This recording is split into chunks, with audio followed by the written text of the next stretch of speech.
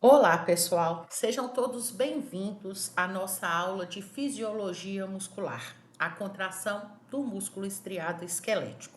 Basicamente, nós vamos falar sobre o mecanismo molecular que gera a contração do músculo esquelético. Eu sou a professora Luciene Catar e vou acompanhar você nas explicações sobre esse assunto. Bem, para começar a nossa aula, é importante ressaltar os tópicos que serão abordados na nossa videoaula. Primeiro, a gente vai discutir as funções dos diferentes tipos musculares no organismo humano, os tipos musculares, esquelético, cardíaco e liso, a organização do músculo estriado esquelético, os requerimentos para a contração do músculo estriado esquelético, a fibra muscular estriada esquelética com suas características, o sarcômero, que é a unidade funcional que leva à contração muscular, e por fim, uma síntese do mecanismo molecular da contração muscular. É importante ressaltar que vários pontos que serão abordados aqui em relação da contração do músculo estriado esquelético cabem para o músculo cardíaco e o liso, mas teremos aulas específicas para esses outros tipos musculares. Bom, vamos começar, falando sobre as funções dos músculos no nosso corpo. Como eu expliquei para vocês, a gente tem 3 tipos de músculo. O estriado esquelético, que tem esse nome porque esses músculos ficam presos aos ossos do esqueleto através de estruturas chamadas tendões. O liso, que está na parede das vísceras dos órgãos internos do corpo, e o cardíaco, que se encontra formando o miocárdio na parede do coração. As funções desses músculos como um todo são as seguintes. Primeiro, os músculos, ao se contrair, produzem os movimentos do corpo. Estabilizam as posições do corpo, estão relacionados à postura, regulam o volume dos órgãos, movem substâncias dentro do corpo e geram calor, estão envolvidos na produção de calor. Nessa figura, a gente pode ver aqui a quantidade enorme de músculos estriados esqueléticos, numa vista ventral e numa vista dorsal. São mais de 600 músculos estriados esqueléticos. Aqui a gente pode ver um pedaço do esôfago e do estômago, ressaltando a musculatura lisa que está formando a parede dos órgãos ocos, das vísceras, e aqui o miocárdio, que é a parte mais espessa da parede do nosso coração, formada por músculo estriado cardíaco. Todos esses músculos têm um papel importante para a nossa sobrevivência, para a nossa homeostase, e basicamente, os músculos esqueléticos permitem o movimento voluntário, os músculos lisos e cardíacos vão permitir o movimento de substâncias dentro do corpo.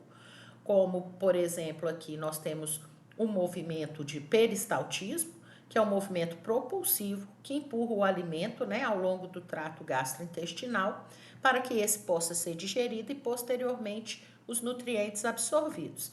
E aqui o movimento do sangue, gerado por uma bomba propulsora, que é o miocárdio, que vai estar impulsionando o sangue pelos vasos sanguíneos que tem músculo liso na sua parede. Então, essas funções nos mostram o quanto os 3 tipos musculares são essenciais e importantes para a nossa sobrevivência. Esse slide aqui, ele mostra as características morfológicas das células musculares dos diferentes tipos musculares. Um músculo é formado por um conjunto de células que a gente chama de fibras musculares, e nessa figura a gente pode ver as fibras musculares estriadas esqueléticas, que são células longas, cilíndricas, multinucleadas. Aqui a gente pode ver as células ou fibras cardíacas, também chamadas cardiomiócitos, que são células achatadas, ramificadas, uninucleadas, e aqui as fibras lisas, que formam o músculo liso, são fusiformes, estreitas nas extremidades, mais alargadas no meio, com um núcleo aqui. Elas não apresentam estriações, porque diferentemente das fibras estriadas esqueléticas e das fibras estriadas cardíacas, ela não possui a organização dos filamentos contráteis em sarcômeros. Então, aqui, o músculo estriado esquelético que se encontra preso ao esqueleto, e aqui uma micrografia mostrando as fibras longas cilíndricas multinucleadas.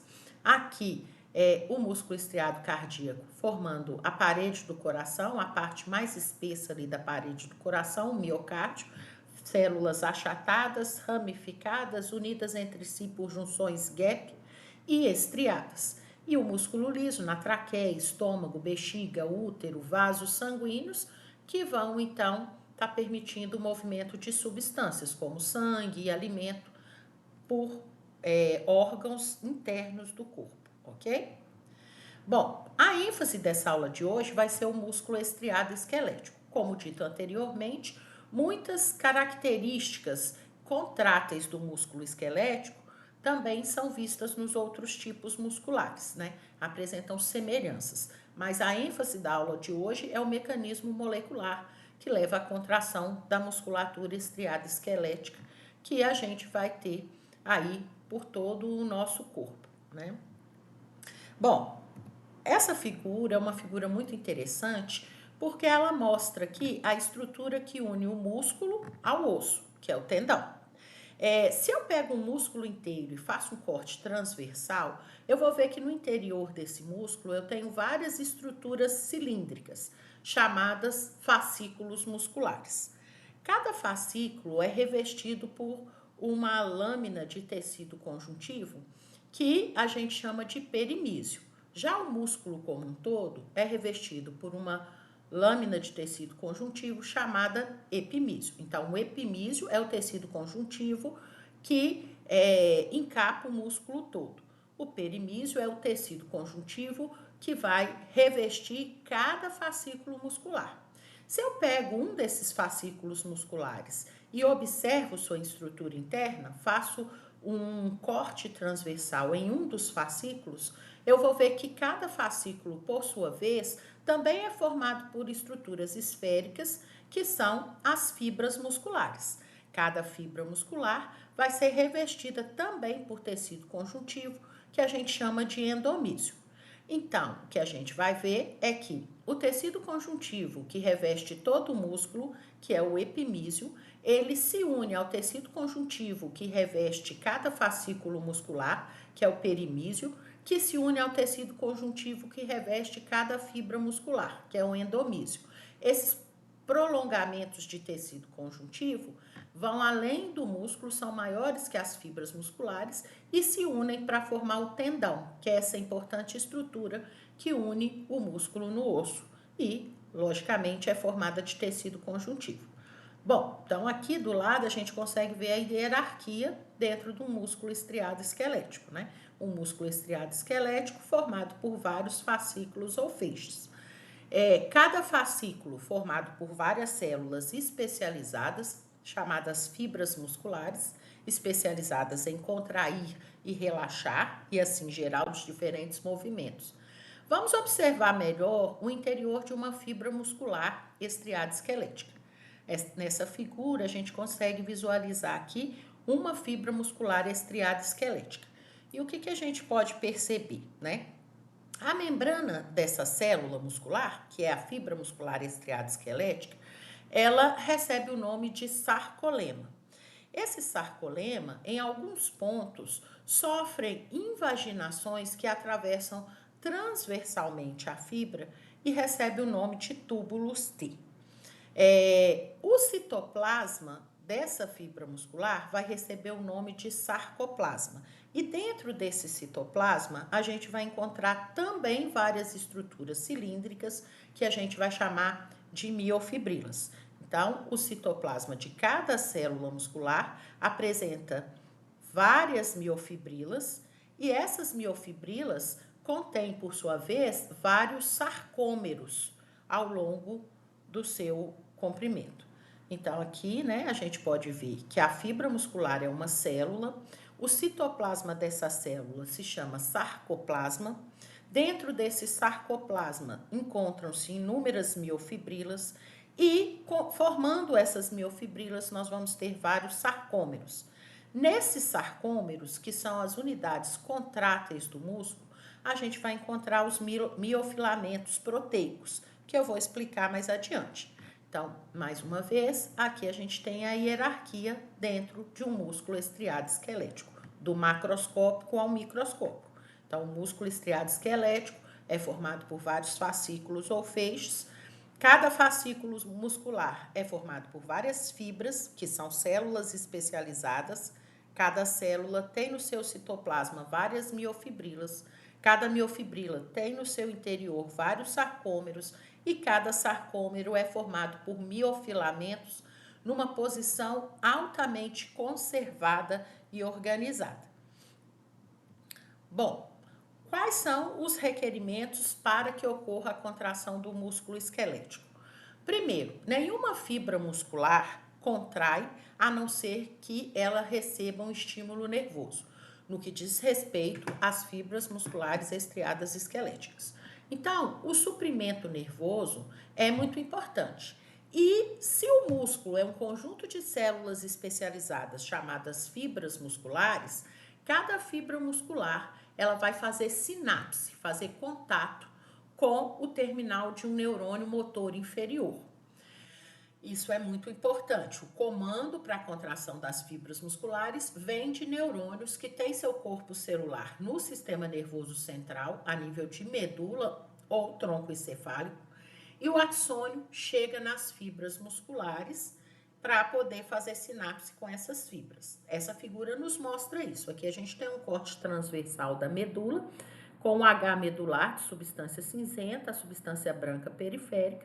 Aqui a gente tem a raiz dorsal, por onde entram os sinais aferentes ou sensoriais, e aqui a ventral, por onde partem os neurônios motores inferiores, que vão chegar nas fibras musculares e vão então se ramificar, fazendo sinapse com várias fibras desse músculo, tá? Então, esse neurônio motor inferior, ele é comandado por neurônios motores superiores, que vêm do córtex cerebral. E ele, por sua vez, através da liberação de acetilcolina, vai dar o comando para as fibras musculares contraírem. Então, esse requerimento nervoso é fundamental para que as fibras musculares estriadas esqueléticas se contraiam. Outro requerimento básico para a contração muscular é o suprimento sanguíneo, né? Se as fibras musculares são células, elas têm que produzir ATP. E tem que produzir bastante ATP, porque o ATP é um requerimento essencial para a contração muscular. Como que o ATP é produzido, né? O sangue traz para as células oxigênio e nutrientes. Ocorre, então, a oxidação desses nutrientes na presença do oxigênio e o ATP vai ser formado. Estou falando do caminho aeróbio, que é o caminho que gera mais ATP. Então, para que a célula produza o ATP, que é um requerimento essencial para a contração muscular, essa célula precisa de suprimento sanguíneo. E como que é feito o suprimento sanguíneo contínuo para as fibras musculares estriadas esqueléticas? Existem vários capilares distribuídos dentro do endomísio, que é aquele tecido conjuntivo que envolve cada fibra muscular. Esses capilares sanguíneos levam nutrientes e oxigênio para que as células possam produzir o ATP e assim ocorrer a contração muscular. Além do suprimento nervoso, do suprimento sanguíneo, as fibras musculares estriadas esqueléticas são células especializadas que precisam de uma estrutura bem constante e mantida, ou seja, um terceiro requerimento para a contração muscular é a integridade das fibras musculares esqueléticas. Bom, aqui nessa figura a gente consegue ver mais um pouquinho sobre o estímulo que leva à contração das fibras musculares estriadas esqueléticas. O estímulo é nervoso. Esse neurôniozinho mostrado aqui é o neurônio motor inferior. Ele tem o corpo celular dele dentro do sistema nervoso central, né? A maioria deles tem seu corpo celular na substância cinzenta da medula. O seu axônio mielinizado sai pela raiz ventral da medula espinhal e vai em direção à musculatura esquelética. O terminal axonal, ele vai se ramificando e ele vai fazer sinapse com várias fibras de um músculo. Mas aqui a gente está mostrando uma fibra só para dizer o seguinte: nenhuma fibra muscular se contrai a não ser que receba estímulo vindo do neurônio motor inferior. Ou seja, toda fibra muscular tem na sua região mediana a sinapse, que é chamada junção neuromuscular. O nome já fala, né? Junção, ponto de união, entre o neurônio motor inferior e a fibra muscular. Nessa sinapse, que pode ser ampliada aqui, a gente tem liberação do neurotransmissor acetilcolina. Essa acetilcolina, ela vai se ligar a receptores do tipo receptores nicotínicos, que são ionotrópicos, e que ao receber essa acetilcolina vão se abrir, né, permitindo o influxo de sódio, pois são canais de sódios ativados por ligante. O ligante, no caso, é a acetilcolina. Começa-se, então, uma despolarização da fibra que vai culminar na contração. Aqui do lado, a gente consegue ver essas etapas de uma forma melhor, né? Aqui a gente tem o terminal axonal do neurônio motor inferior e aqui a gente tem o sarcolema com os receptores para a acetilcolina que vai ser liberada pelo neurônio motor inferior. Essa região onde se encontram os receptores para acetilcolina, chamados receptores nicotínicos, essa região do sarcolema recebe o nome de placa motora. Então, quando a acetilcolina é liberada aqui na fenda sináptica da junção neuromuscular, essa acetilcolina liga no receptor nicotínico. Essa ligação faz com que o receptor nicotínico abra um poro para o influxo de sódio, o sódio entra e gera uma despolarização local. Essa despolarização local vai se tornar uma despolarização propagada pela abertura de outros canais de sódio na vizinhança da placa motora, que são os canais de sódio sensíveis à voltagem, que vão então permitir que a despolarização se propague e alcance uma estrutura interna que armazena cálcio, que é o retículo endoplasmático, que na verdade, na fibra muscular estriada esquelética, recebe o nome de retículo sarcoplasmático, ok?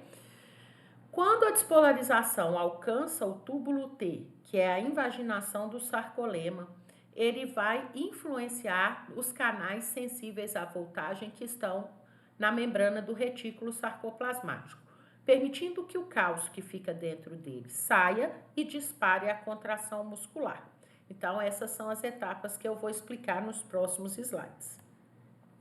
Bom, para a gente entender essas etapas com maiores detalhes, aqui a gente tem a ampliação de uma fibra muscular estriada esquelética. Aqui em cinza, azulado, a gente vê o sarcolema. O sarcolema é a membrana da fibra muscular estriada esquelética. Você observa que essa célula, ela é multinucleada. Ela é cilíndrica, multinucleada. E aqui a gente pode ver que existem invaginações desse sarcolema que atravessam transversalmente a fibra muscular. Essas invaginações do sarcolema, que são mostradas aqui em roxinho, em rosa, a gente chama de túbulos T, exatamente porque atravessam a fibra transversalmente. Presas a esses túbulos T, a gente encontra as membranas do retículo endoplasmático, que nessa célula está mostrada em azul e recebe o nome de retículo sarcoplasmático, de um lado do túbulo T e do outro lado do túbulo T. Esse retículo sarcoplasmático, que fica ladeando aqui os túbulos T, eles funcionam como armazém de cálcio. Tem uma quantidade de cálcio guardada no seu interior. Esse cálcio é o gatilho para a contração muscular. Então, é bem importante que a gente entenda onde ele fica, né? No citoplasma, como dito anteriormente, que a gente chama de sarcoplasma, a gente encontra várias organelas citoplasmáticas. Aqui a gente pode ver as mitocôndrias, mas a gente encontra também várias estruturas cilíndricas que a gente chama de miofibrilas. Se a gente puxar uma miofibrila, a gente vai ver que essa miofibrila ela é formada por estruturas que se repetem e que são chamadas sarcômeros. Então, aqui nós temos um sarcômero, aqui outros sarcômeros e assim sucessivamente. Para a gente entender como ocorre a contração muscular, a gente precisa compreender a estrutura desses sarcômeros que estão aí nas miofibrilas. Bom, aqui a gente tem uma micrografia do músculo estriado esquelético no seu estado relaxado e no estado contraído. O que a gente pode perceber? No estado relaxado, a gente tem sarcômeros que vão ter um tamanho maior. No estado contraído, esses sarcômeros vão ter um tamanho menor. Como que é isso? Cada sarcômero é delimitado por duas estruturas em formato de zigue-zague, onde eu estou passando o cursor aqui, que se chamam linhas Z. Presos a essas linhas Z e apontando para o centro do sarcômero, de um lado e do outro, nós temos os filamentos finos do sarcômero. E entre os filamentos finos, a gente tem os filamentos grossos. De que são formados esses filamentos? Eles são filamentos proteicos.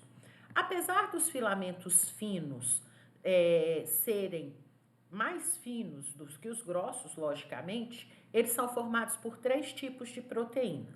A base do filamento fino é a proteína actina.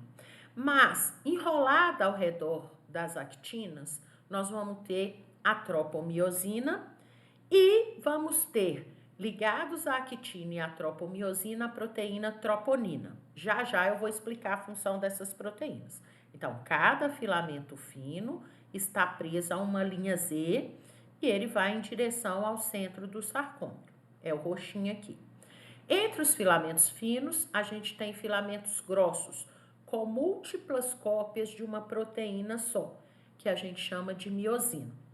O que acontece? Para que a contração muscular ocorra, a miosina do filamento grosso tem que ligar na actina do filamento fino e puxar esse filamento fino para o centro do sarcômero, de modo a aproximar as linhas Z, diminuindo o tamanho aqui do sarcômero quando o músculo está contraído. Ou seja, nós vamos precisar que os filamentos finos deslizem sobre os grossos para que as linhas Z se aproximem no momento da contração muscular.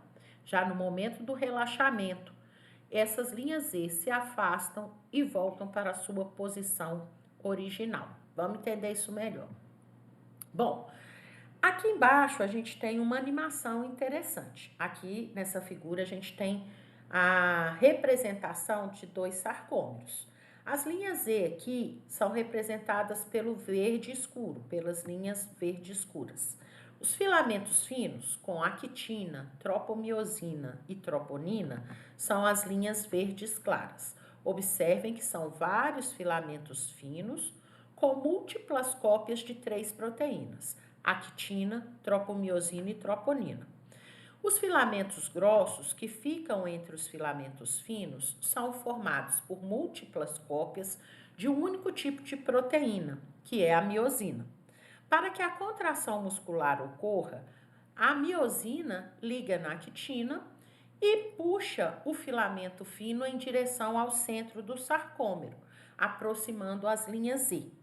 E aí nós vamos ter o processo de contração muscular. Mas como isso é possível? Quais são as etapas que desencadeiam esse mecanismo dos filamentos deslizantes, onde os filamentos finos deslizam sobre os filamentos grossos para aproximar as linhas Z e assim gerar contração muscular, né? Bom, para a gente compreender todas as etapas envolvidas nesse processo de contração muscular, a gente volta aqui para cima e observa aqueles detalhes da anatomia da célula muscular estriada esquelética, da fibra muscular estriada esquelética. Longa, cilíndrica, multinucleada, membrana sarcolema com invaginações, que são os túbulos T, ligados aos túbulos T, que são mostrados aqui em amarelo, retículo sarcoplasmático repleto de cálcio. No sarcoplasma, várias miofibrilas e em cada miofibrila, vários sarcômeros. E em cada sarcômero, linha Z, filamento fino de actina, filamento grosso de miosina. Aqui uma micrografia mostrando aqui as bandas claras e escuras das fibras musculares estriadas e esqueléticas, e aqui no estado contraído a gente tem uma aproximação dessas bandas claras e escuras.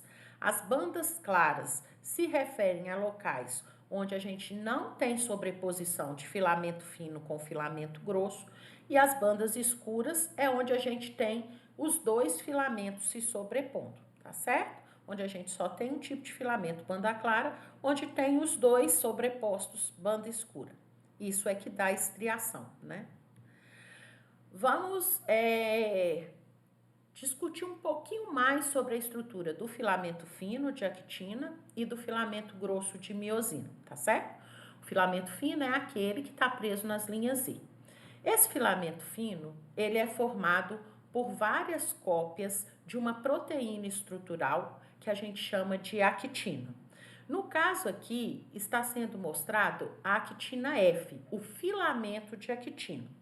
Cada filamento de actina é formado por múltiplas cópias da proteína actina, que é a actina G.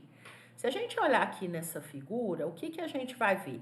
Aqui é um filamento fino, tá certo? É um filamento que está preso à linha Z. A base desse filamento são várias cópias dessa proteína redondinha aqui, globular, que é a actina. O que nós podemos ver é que é como se eu tivesse duas fitas de actina enroladas uma na outra, né? Uma dupla hélice de actinas aqui formando a base do filamento fino. Então, quando eu tenho todas essas actinas unidas entre si e formando um filamento duplo de actinas, eu chamo de actina F. Cada bolinha dessa, uma actina G. Não é só a actina que está formando o filamento fino. A gente pode observar que enrolada ao redor do filamento fino, a gente tem uma proteína filamentosa, que é a tropomiosina, tá? Esse verde aqui. E nós temos uma proteína regulatória, que é a troponina. A troponina tem 3 subunidades e ela, então, vai ser uma proteína reguladora. Por quê? As actinas são proteínas estruturais, tá certo? Vão formar a base do filamento, duas fitas de actina formando uma dupla hélice. A tropomiosina é uma proteína bloqueadora. Bloqueadora por quê? Cada actina dessa tem um sítio de ligação à cabeça da miosina, que é a proteína do filamento grosso. Se eu tivesse só actina no filamento fino, o tempo todo a cabeça da miosina do filamento grosso ia ligar na actina e a contração muscular iria ocorrer. Dessa forma, a tropomiosina, ela bloqueia o sítio de ligação das actinas na miosina, que é a proteína do filamento grosso. Mas como que essa tropomiosina sai dessa posição bloqueadora na hora da contração muscular? É a troponina que tira. Na verdade, quando o cálcio é liberado do retículo sarcoplasmático, ele se liga a uma subunidade da troponina, que então puxa a tropomiosina, deslocando essa tropomiosina da posição bloqueadora, para que aí sim a cabeça da miosina se ligue na actina e ocorra o deslizamento do filamento fino sobre o grosso, né? Então, aqui a ênfase é no filamento fino com as 3 proteínas. É esse filamento que está mostrado aqui em rosa, que está preso na linha Z. Vamos falar um pouquinho sobre o filamento grosso, tá certo? O filamento grosso, ele está aqui entre os filamentos finos e ele é formado por múltiplas cópias de uma proteína que tem uma parte fibrosa e 2 cabeças globulares. Essa proteína é a famosa miosina, né? E a parte dessa miosina que tem atração pela actina e que liga no filamento fino para que ocorra o deslizamento do filamento fino sobre o grosso, são as partes globulares, que a gente chama de cabeças de miosina, já que a parte fibrosa a gente chama de cauda de miosina. O que acontece é que cada miosina dessa possui 6 cadeias polipeptídicas, e ela vai formar essa estrutura que parece um taco de golfe, né, com duas cabeças. Quando várias miosinas se sobrepõem, se juntam, a gente vai ter o filamento grosso. Então, cada bolinha dessa, para cima e para baixo, são cabeças da miosina, porque essas miosinas se posicionam no sentido de uma linha Z e no sentido da outra linha Z. O meio do filamento grosso só tem a parte fibrosa da proteína, porque as cabeças estão voltadas ou para uma linha Z ou para outra linha Z. Por isso, essas cabecinhas aqui no filamento grosso. Por que que as cabeças da miosina não ficam o tempo todo ligados na quitina? Por causa da tropomiosina, que é a proteína que vai bloquear essa ligação, né? Então, aqui a gente pode ver, né, o sarcômero representado, né, de uma forma mais grosseira, com menos detalhes. Aqui a gente sabe que o sarcômero ele é delimitado pelas linhas Z, então o sarcômero vai de uma linha Z até a outra linha Z, então isso aqui é um sarcômero, tá certo? Esse sarcômero vai ser formado por filamentos finos, que são as linhas rosas que se prendem às linhas Z, e por filamentos grossos que estão entre os filamentos finos, tá? Existe também uma proteína, tá? Que vai manter os filamentos grossos nessa posição. Essa proteína está mostrada aqui em verde, que é a titina. O que a gente vai perceber é o seguinte: nessa figura eu tenho um pouco mais de riqueza de detalhes. Eu peguei esse sarcômero aqui, que vai dessa linha Z para essa linha Z, e ampliei aqui, né? Eu não, né? O autor da figura. Então, aqui eu tenho o sarcômero, parte de um sarcômero. Aqui eu vejo o filamento fino, outro filamento fino, outro filamento fino. E entre os filamentos finos, os filamentos grossos. Alguns filamentos finos estão ligados a essa linha Z, outros filamentos ligados a essa linha Z, ok? Maiores detalhes sobre filamento fino e filamento grosso, a gente pode ver aqui embaixo, né? Aqui é o filamento grosso, formado só pela miosina. A miosina é essa proteína que tem esse formato de taco de golfe e ela se posiciona, né, no sentido. Várias miosinas se posicionam com suas cabeças apontando para uma linha Z e outras no sentido da sua cabeça apontar para outra linha Z. De modo que aqui no meio a gente só tem cauda da miosina, só a parte fibrosa, né? Não tem cabecinha aqui. O que que a gente percebe nessa figura de baixo? Detalhes, né? Cada miosina tem duas partes, a parte fibrosa, que a gente chama de cauda da miosina, e as partes globulares, que são as cabeças da miosina. O que é importante em relação à cauda da miosina? A cauda da miosina tem duas regiões flexíveis que podem gerar dobramentos dessa cadeia. E a cabeça? As cabeças, cada cabeça da miosina tem dois sítios de ligação. Um para a actina e um para o ATP. Sem a quebra do ATP pela cabeça da miosina, a contração muscular não ocorre, né? Então, a miosina, ela tem atividade ATPásica. Ela precisa quebrar o ATP para que ocorra a movimentação aí das regiões flexíveis e que ela, ao se ligar no filamento fino, possa puxar esse filamento fino para deslizar sobre o filamento grosso.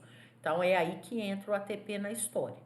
E aqui, como dito anteriormente, a gente tem o filamento fino com as três proteínas. A actina, que tem atração pela cabeça da miosina, tropomiosina, que vai bloquear o sítio de ligação da cabeça da miosina na actina, e a troponina, que regula a retirada da tropomiosina no momento adequado.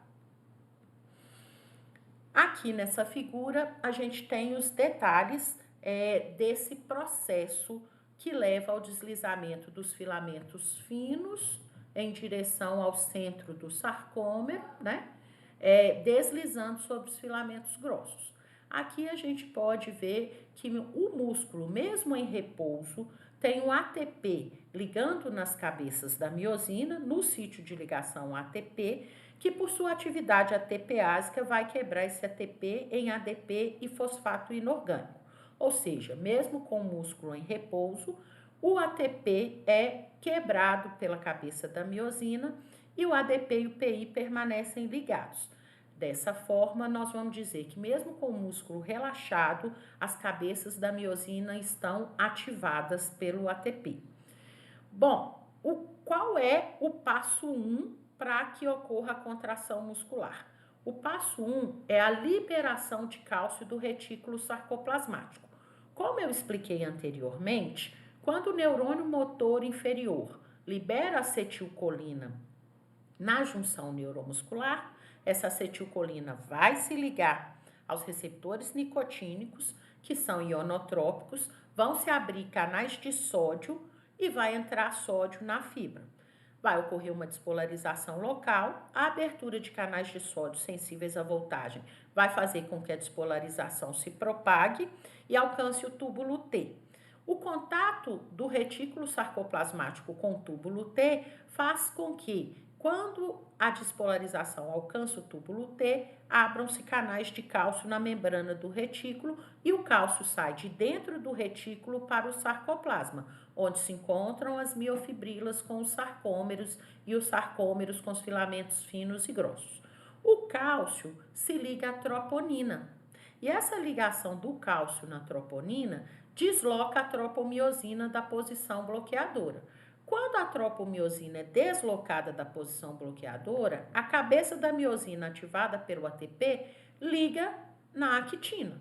E aí, quando liga, nós vamos ter uma mudança conformacional pela saída do ADP e do PI, que puxa o filamento fino em direção ao centro do sarcômero. A gente pode ver aqui, pode ver aqui. Então, a cabeça da miosina liga, ADP e PI se soltam, e eu tenho uma mudança conformacional que faz com que a cabeça da miosina puxe o filamento fino para o centro do sarcômero. Quando isso acontece, novo ATP vai vir para desligar a cabeça da miosina do filamento fino, da actina do filamento fino. E aí, esse ATP novamente será quebrado em ADP e PI, voltando a cabeça da miosina para a posição original. Se o nível de cálcio no sarcoplasma continuar alto, novamente a cabeça da miosina com ADP e PI ligados se liga à actina, a ligação da cabeça da miosina na actina faz com que ADP e PI se soltem da cabeça, ocorre o movimento de puxar, né, o filamento fino sobre o grosso, novo ATP vai se ligar, solta a cabeça e esse ciclo vai acontecendo enquanto eu tiver cálcio no sarcoplasma da fibra. Dessa forma, eu montei uma historinha aqui para ficar mais fácil, né? Tudo isso que eu falei está resumido aqui. E a gente dá o nome desse processo de mecanismo molecular da contração muscular, ou mecanismo dos filamentos deslizantes. Então, no músculo relaxado, o ATP vai se ligar às cabeças da miosina do filamento grosso. Por sua atividade ATPásica, essa miosina vai hidrolisar esse ATP em ADP e PI. Nesse momento, nós vamos dizer que as cabeças de miosina estão ativadas. O potencial de ação viaja pelo neurônio motor inferior, né, que faz sinapse com as fibras musculares estriadas esqueléticas. Esse neurônio motor inferior, que tem seu corpo celular na medula e seu axônio chegando nas fibras musculares, vai liberar acetilcolina, que é o neurotransmissor que desencadeia todo o processo de contração muscular. Se é um neurotransmissor, para agir tem que se ligar no receptor na célula pós-sináptica. Então, a acetilcolina liberada pelo neurônio motor inferior vai se ligar nos receptores nicotínicos de acetilcolina. Esses receptores nicotínicos estão presentes numa região do sarcolema chamada placa motora. E quando a acetilcolina se liga nesses receptores nicotínicos, eles vão sofrer uma mudança conformacional que abre um poro para que ocorra a entrada de sódio do líquido extracelular para o líquido intracelular, gerando assim uma despolarização local. Então, abrem-se canais de sódio sensíveis à acetilcolina, né? Que são os receptores nicotínicos, ocorre um influxo de sódio e uma despolarização local. Ocorrendo a despolarização local, vão se abrir novos canais de sódio na vizinhança, que são os canais de sódio sensíveis à voltagem, ocorrendo maior influxo de sódio e despolarização propagada. Essa despolarização do sarcolema alcança as invaginações chamadas túbulos T. E em contato com esses túbulos T, nós temos a membrana do retículo sarcoplasmático, onde se encontram os canais de cálcio sensíveis à voltagem. Quando esses canais de cálcio se abrem devido à despolarização do túbulo T, o cálcio sai do retículo sarcoplasmático e vai para o sarcoplasma, onde esse cálcio, ao chegar no sarcoplasma, vai se ligar à troponina dos filamentos finos e a ligação do cálcio na troponina desloca então a proteína bloqueadora, que é a tropomiosina, né? Dessa forma, tirando a tropomiosina de cena, tirando a tropomiosina da sua posição bloqueadora, as cabeças da miosina ativadas pelo ATP vão poder se ligar. O ATP, que já tinha sido quebrado em ADP e PI, né? Ele vai se desligar da cabeça da miosina, permitindo o movimento de puxar o filamento fino em direção ao centro do sarcômero, aproximando então as linhas Z e ocorrendo a contração muscular enquanto eu tiver cálcio no sarcoplasma, né? Esse processo só para quando eu tiver a ação da acetilcolinesterase, que é a enzima que quebra a acetilcolina ali na junção neuromuscular, para ela parar de abrir os canais nicotínicos, e quando eu tiver as bombas de cálcio, pegando o cálcio do sarcoplasma e guardando novamente no retículo sarcoplasmático, né? Então, aqui dá pra gente ver tudo direitinho nessa animação, né? Observe que o processo é liga, puxa e solta. Liga mais adiante, puxa e solta. Dessa forma, o filamento fino, que é o superior, é puxado em direção ao centro do sarcômero, aproximando então as linhas Z e permitindo então esse processo de contração muscular. Bom, a gente pode voltar aqui nessa animação que eu mostrei, né? E aí a gente conseguiu ver em maiores detalhes esse processo das proteínas do filamento grosso se ligarem às proteínas do filamento fino, aproximando então as linhas Z pelo mecanismo dos filamentos deslizantes, onde os filamentos finos deslizam sobre os grossos, as linhas Z se aproximam, tendo então a contração muscular. Essas foram as referências usadas nessa aula. Espero que tenha ajudado vocês e até a próxima aula.